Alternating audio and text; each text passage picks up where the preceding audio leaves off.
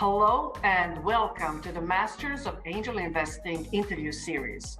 My name is Selma Prodanovic and I'm your host. I'm the Vice President of the European Business Angel Network, an angel investor, a serial entrepreneur, and an ecosystem builder. Every week, I sit down with the best business angels to find out and to discover their secrets of success, but also the people, the human behind it. This interview series, The Masters of Angel Investing, is an initiative of the European Business Angel Network, which is the association, the place, the home for business angels investing in Europe. Our mission is to drive successful and responsible angel investing across the continent. And we do so also by sharing best practices in our community through interviews such as the one you are about to hear. Making a good investment every now and then can be a matter of luck. Building a great portfolio of startups and having fun while doing it is an art we want to share with you. Come and join me on this exciting journey. Today, from Germany, we have Nikolaus. Welcome, Nikolaus. Hi. It's awesome to have you with us, and you are the Business Angel of the Year in Germany, and there are so many things I want to ask you. But maybe we start with a short introduction. If you can say a few words about yourself and how, what your history. I grew up in the northern part of Germany and then moved to Aachen, right next to the Belgian-Dutch border, to study computer science there. Then I decided to move again to Frankfurt, where I started my professional career in the banking industry. And this was about payments, and we tried to fight fraud in payments, so like credit card fraud or online banking fraud. Although I had studied computer science, I have never been a programmer or a software developer, always being like at the customer-facing side, like sales, marketing, product and project management, and so on. And after some years, then together with a partner, I decided to found our own company, Iris Analytics, and which was also focusing on fraud prevention. So transaction analysis. This was basically an early application of artificial intelligence, which was hugely successful. We were able to save our customers, so banks and merchants, like many 100 million euros per year. And so this business grew really nicely, and at some point we had to make a strategic decision how to grow further. And then suddenly there was IBM who was interested in acquiring the whole company, which we then did in 2015. And I said, yes, I am 40 years old now. Why not do something entirely different with my life now? I mean, with my professional life. So I was allowed to leave and not to continue working in the business, because all the other key persons of the company stayed. And so I was like free from one day to the other, and which then eventually opened up myself becoming a business angel for some people. Okay, that's exactly what we want to hear. How did that start and how did that happen? Can you tell us more about your first time?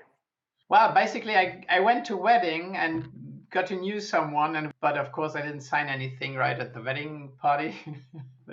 This took him some more months, but he told me about his business and what they are doing, and I was really interested, and then decided, okay, I want to join you as an investor.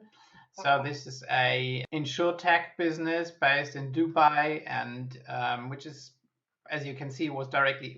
I mean, insurance is not so far away from banking, but it's something different. But it was like I felt comfortable because it is a software. It is right about process optimization, digitalization, and so on. But then I said, look, if I know the high risk, I knew already the high risk of any startup investment, and I said that it is not a good idea to have one early stage investment. I have to continue with doing this, because otherwise I would be just throwing my money out of the window. You started your first investment by pure coincidence, by meeting the startup founder at a wedding and discussing with that. But then you, as somebody who has been in the banking business or investment business for a long period of time, you were aware that just investing into one startup is not, you need to find a way to share the risk and to spread the risk and to build a portfolio. Is that what you say? I mean, it's not common knowledge that startups have a high ratio of failing, but it wasn't so far off to acquire that knowledge. And also, I knew with my own company, which we started, I knew, well, I mean, you have those difficult days, of course, when you run a business. And there were times where we said, look, we know that we have already come quite far because 98% of the other founders wouldn't be there. So yes, I knew about the risks already at that stage. Yeah. Okay. So it was a very clear, professional, strategic decision that you made to. So you have one startup and you'll build a portfolio, and so you got to start it. Is that the moment when you started your business angel company, or was that already there, or how did that go? No, that was really. I said, okay, I want to do this first investment. Okay. And at the same time, I set up then my my holding company to do it properly right from the beginning. Okay. I was doing my own preparations, reading some books on angel investing. We do have a local business angel organization like here in Frankfurt. Yes. I went to see these people to get some help, some advice, and so on. Yeah, so I think if you do things, you need to do it properly. I don't think if you do an angel investment and it's just one or two, or you don't care so much about it, you're reducing your success risks dramatically, I would say. Okay. That means that you joined networks, because you said you went to meetings of business angel networks in Frankfurt. And did you join one, or you just went to different meetings to find out, considering that you had a choice of networks? How did you choose the one you wanted to be part of? Yeah, that's the local one. I mean, we do have here in the Frankfurt Rhine-Main area, there's one huge association, and I think we're like 150 in this association, so that it was the natural choice. Okay. And then, of course, sorry to add this. Of course, it helps. It hugely helps to be close to the businesses. Yeah, I have to say, although I started with the Dubai investment, but it's not so easy to go and see them. Yeah, with my startups here in Frankfurt, I just get into the car and 20 minutes later I'm there. Yeah. But if I want to go to Dubai, it needs some planning, and to be honest, it doesn't happen too often, like at most twice a year. And like now in the COVID pandemic, I haven't seen them for 1.5 years. Yeah. Would that mean that the majority of the investments that you make are in Frankfurt, are local investments? Yeah, I mean, like half of them are within 45 minutes driving distance. So the other one is more remote. Yeah.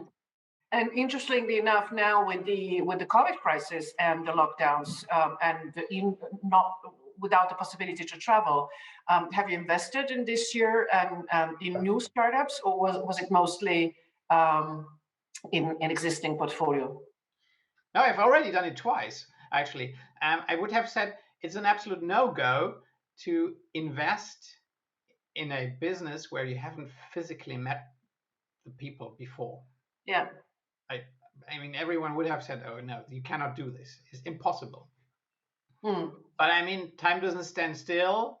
And I mean, we have to cope with it.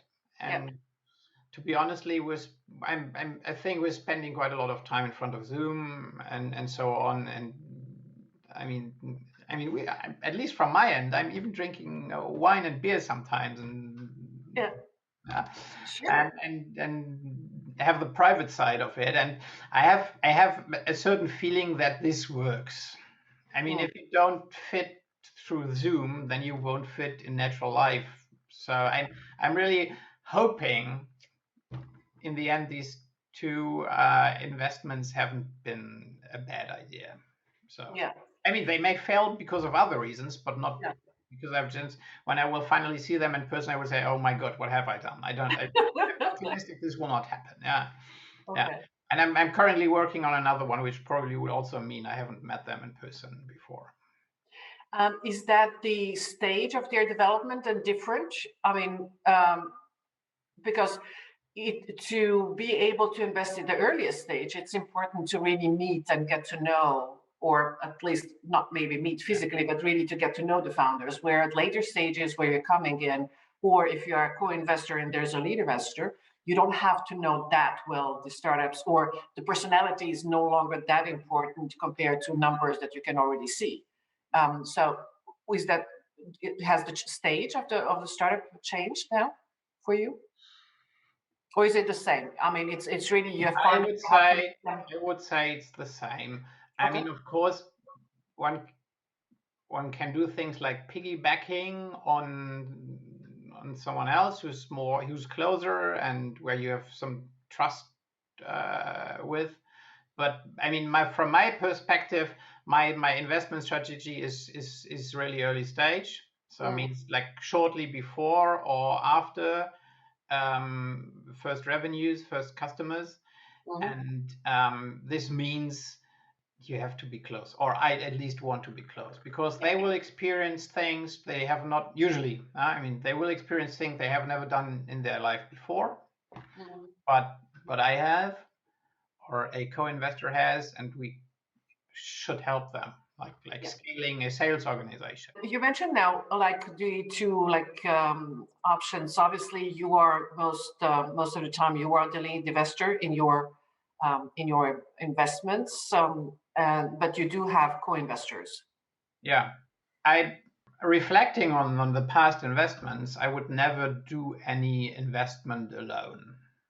Okay. I would always go with co-investors, and I have never done an investment alone for a reason that, I mean, nobody's perfect, nobody knows everything. Yeah, and for instance, myself, I am my in-depth experience is on the customer facing side.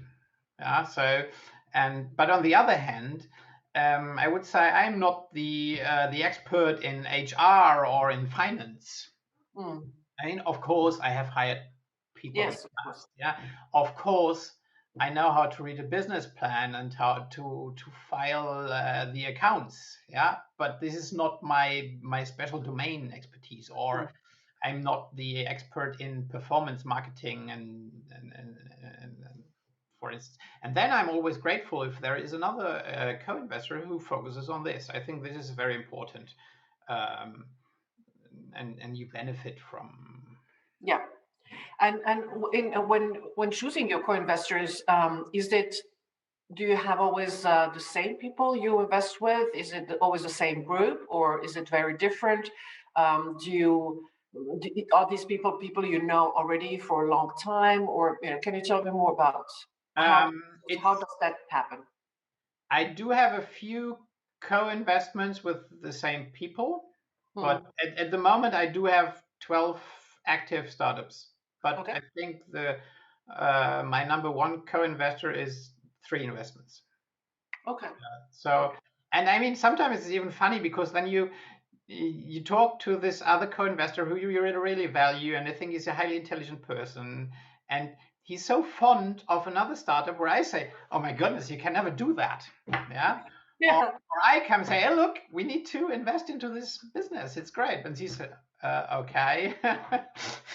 So it's about knowing other people who you trust, or where you get to trust them, and then co-investing with them. And basically, it's always whenever there is a new investment opportunity, and they are looking for, and the founders are looking for more investors, then my head starts spinning. Oh, who could I ask in this particular situation or setup?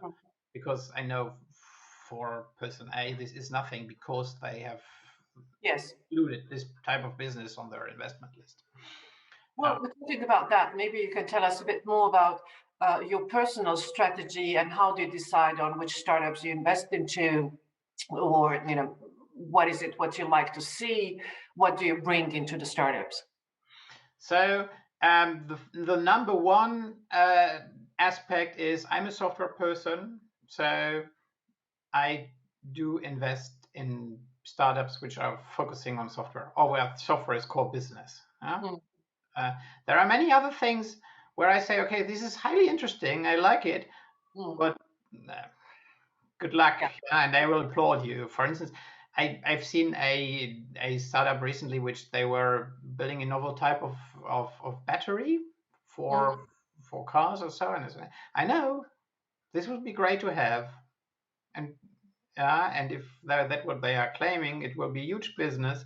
But I know this is so much hardware focused, and there are so many mechanisms I'm not aware of, so I'm not going to invest with them, because I don't know the mechanics, and I like to understand what the business is about. So so I stick with software, and the other things I've done in the past, like artificial intelligence, digitalization, process optimization, and then of course particularly payments, where I've been in like 15 years in that industry. Yeah, so I try to leverage my past experience. Yes. Well, definitely, this is something that we say that business angel basically bring three sorts of capital: the financial capital, the money that comes in, the social capital, the network that comes with your success, so to say, and then the human capital, the knowledge within that industry or field where the investment is. So definitely that, but it's also the engagement. And I would like to know more about, why do you invest into startups at all? I mean, you could be, you with your background, you could be investing in other different opportunities. What do you find interesting in investing in startups? Of course, I want to have some return of investment to see that there's a payback on the money I have invested. So and one could say, okay, this is like a kind of asset class, which is high risk, but also high profit. Yeah. And so like a mix in my own way how I manage my funds. But then of course there's this other aspect that we are operating at the edge of new developments and things.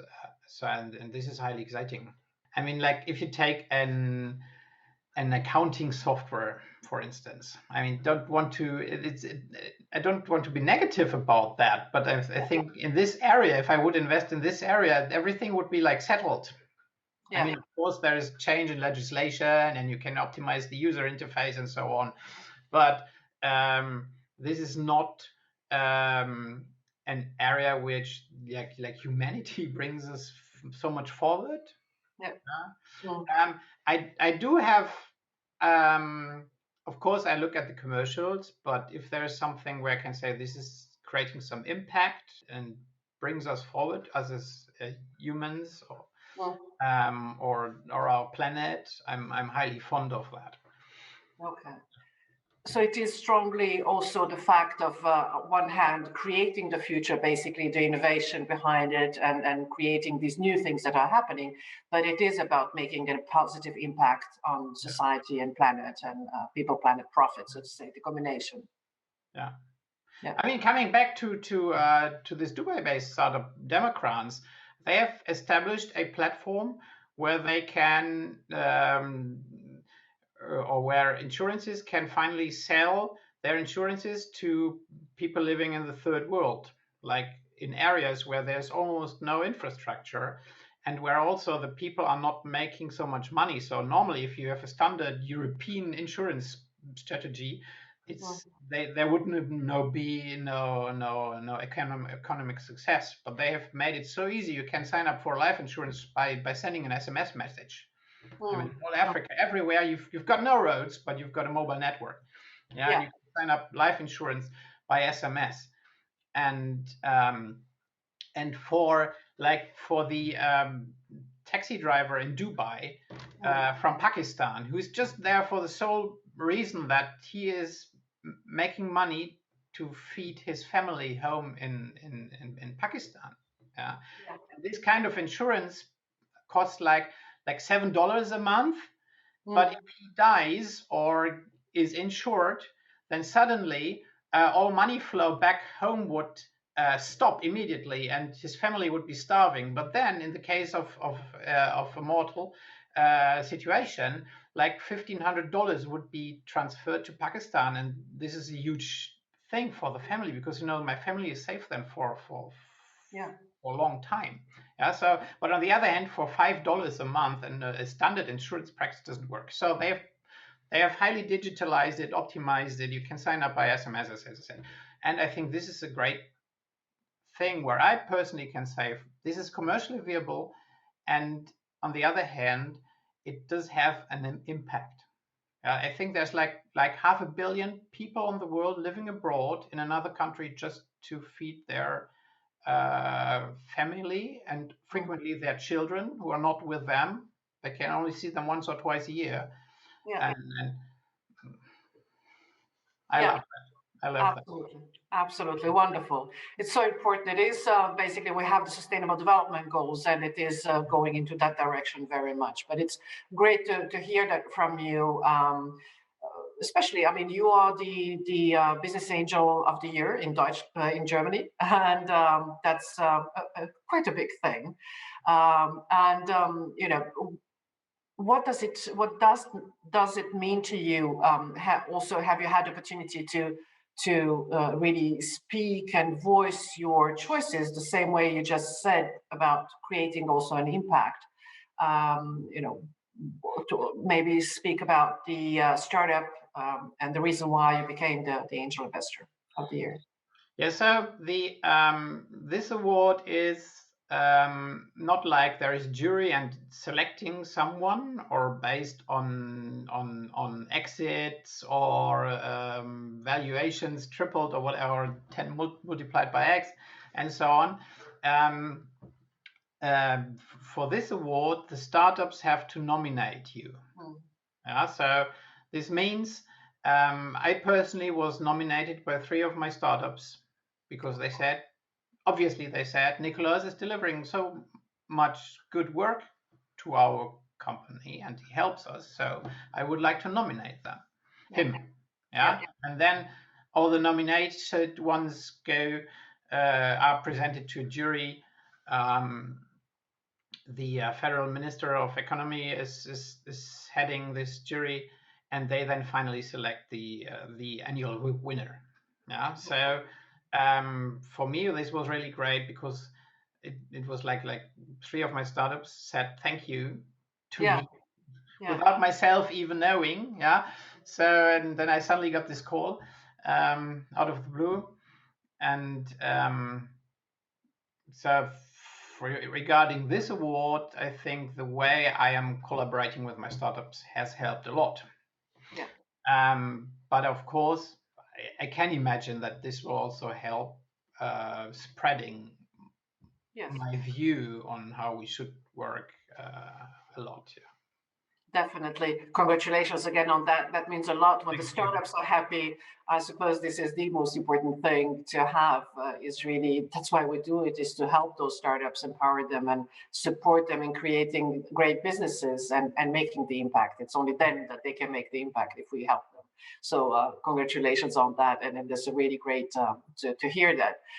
And I'm sure that many of the things will come up your side now after the awards, and people speak about it. And have you seen any difference that it made to you in terms of how much you're contacted by other startups? Well, I'm getting much more requests on LinkedIn to connect, and of course more pitch decks. Is there something that you would like to see? We have now the opportunity with this interview also to kind of clearly say, if you are interested in receiving more pitch decks and more startups contacting you, what kind of startups would you like to see and how they can reach out to you? I'm not interested in receiving connection requests on LinkedIn without mentioning why. Okay, I'll do. Because this happens quite a lot. Yeah. And then I think, well, this person has just failed a very basic test on sales. Very good. Could you tell us more about that? I mean, cases you liked and cases you didn't like. Maybe you have some examples you can use. If someone tells me, "Hello, I'm Peter, and I've just founded this business, and I'm looking for investors. Can we talk?" And then and maybe he adds some information about his business. Then I'm really interested in talking. Okay. But if someone then, because this is a sales situation, he has to sell to me.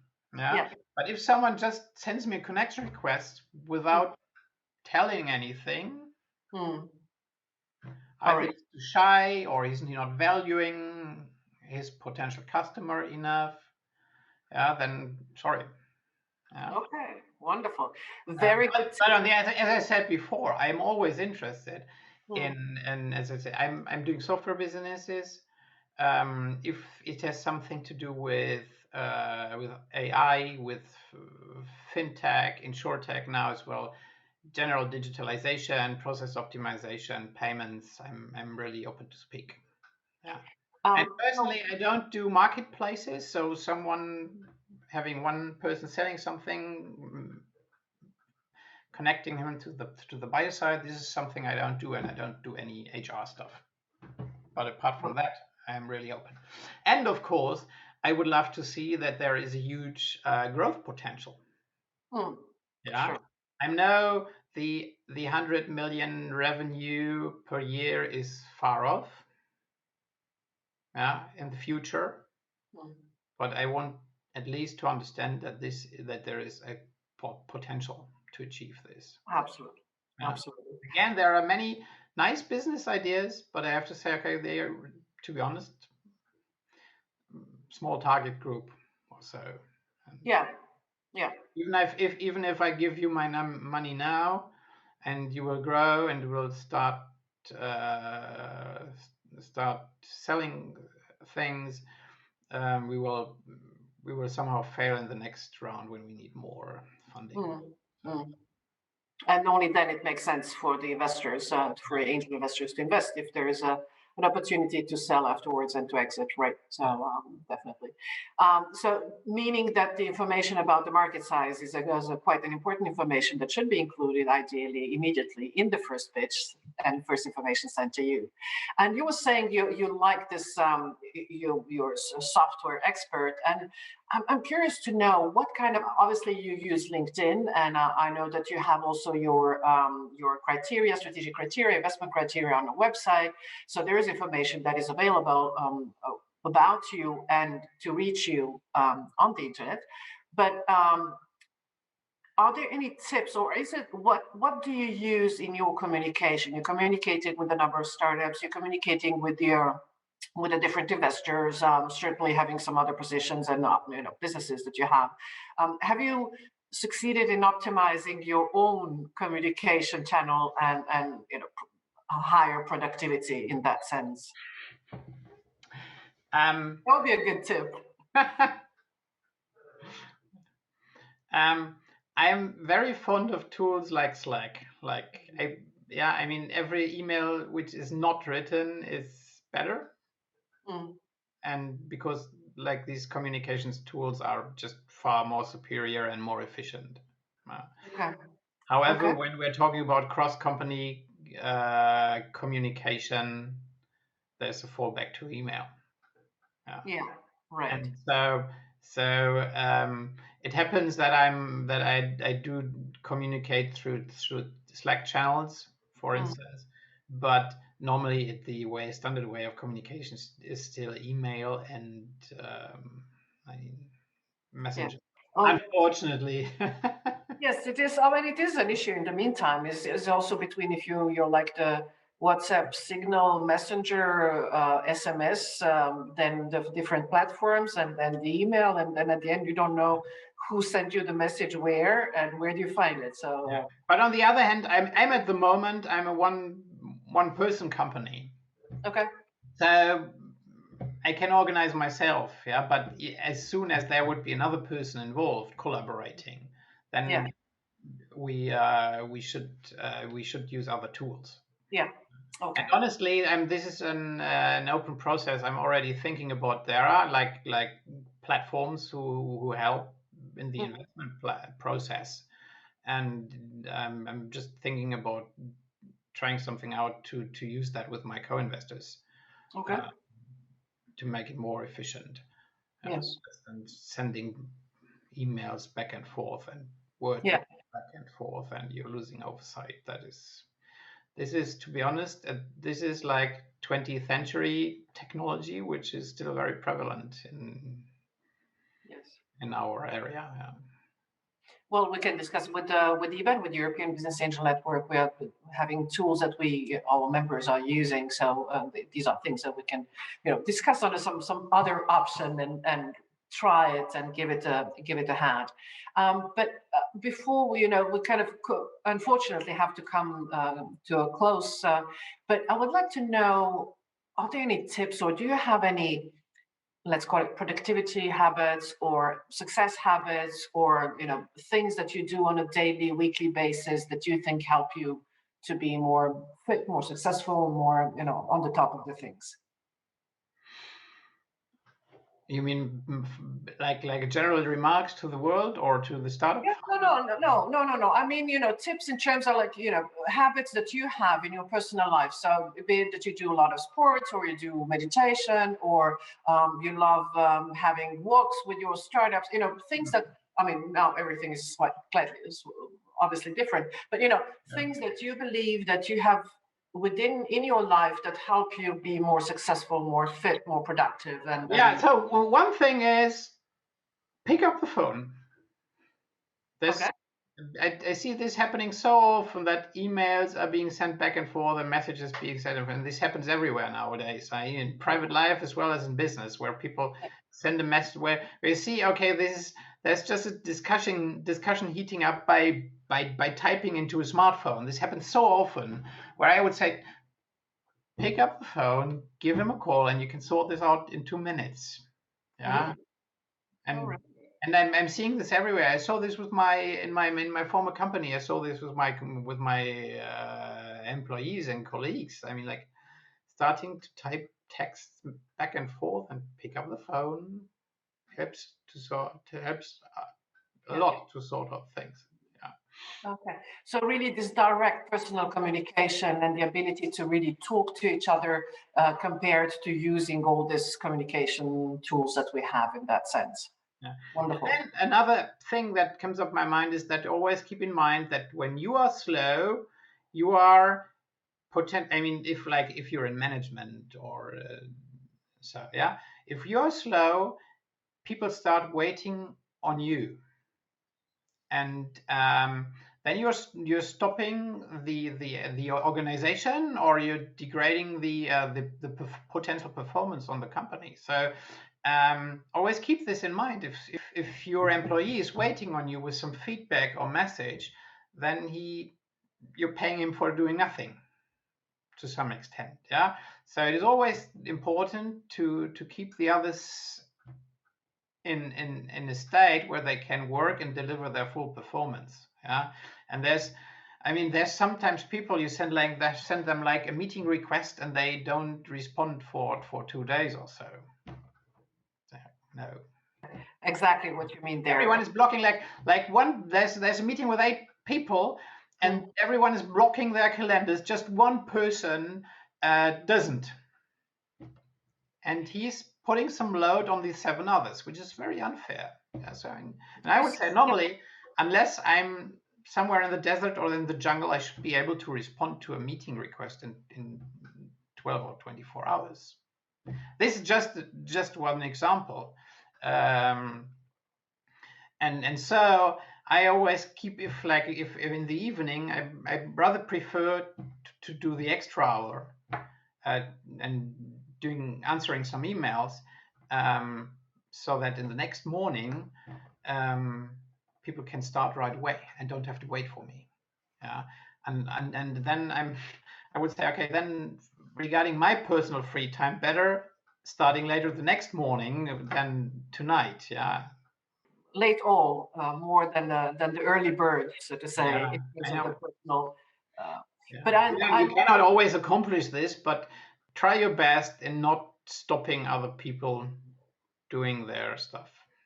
But that's really a good tip. And do you see that, just as a closing question, do you see that as a part of the company culture? That's something that should be part of the culture in the company from the very beginning, making sure that it is about respecting time, respecting other people, and making sure that the communication is fast. Yeah, I think this is about culture. Yeah. Yeah. And I learned this from from the CTO in my company, because when we were discussing things and we realized, okay, we have some work to do, he was not shy to just sit there, stay there in the room and to sort it out. Or not saying, oh, we need to do a meeting. Let's look into the calendar. Okay, we do it next week. Yeah. Okay. So I learned this. So because this is of course I know we're talking about work-life balance and so on, but this was highly effective. And from my perspective, it's not contradictory to work-life balance, because there will be the day or the time, if you organize yourself properly, where you have the free time and where you can relax again. This happens. But on the other hand, then I see people not having this sense of urgency, and like, okay, we have discussed this, so we need to continue discussion. Okay, next week's. Yeah. Okay. And this also then becomes kind of culture in the company, which is not so good. Not having this sense of urgency. You need to get things done. Yes. So obviously, I like this slide quite a lot from the founder of the Y Combinator. I think he said the best startup founders are the ones who get things done and to deliver results. That is. And it's not only getting things done, but getting them done now. Yeah. And I love that. I really like this. We could use it as the tip to the world, so to say, for the startups, but also for the investors and the communication and everybody involved into creating and helping startups grow, and the innovation and the impact that we have is really get the things done and get them done now.